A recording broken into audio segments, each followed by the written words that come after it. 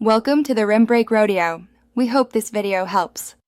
In this video, I will explain how to file property tax exemption. First, understand the various exemption types available, such as homestead, senior, or veteran exemptions. Each type has unique requirements.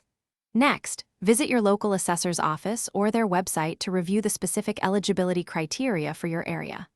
Finally, begin collecting all required documents, including proof of residency, age, or disability, to support your claim. This preparation is crucial for a smooth process.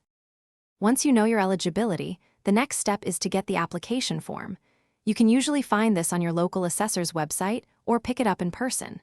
Take your time filling out every section, double-checking for accuracy. Incomplete forms are often rejected. Remember to attach all the supporting documents you gathered earlier, like your driver's license or property deed. This ensures your application is thorough and ready for review. Paying close attention to deadlines is vital for a successful exemption. Most jurisdictions have an annual filing deadline, often in the early spring, such as March or April. Aim to submit your completed application at least 2 to 3 weeks before this date to avoid any last-minute issues or penalties.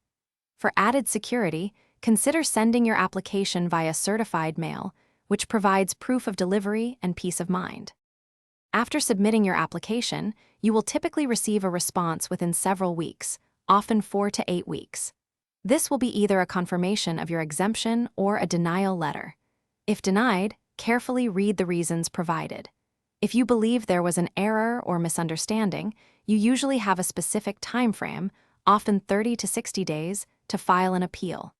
Don't hesitate to seek clarification from the assessor's office. Thanks for watching.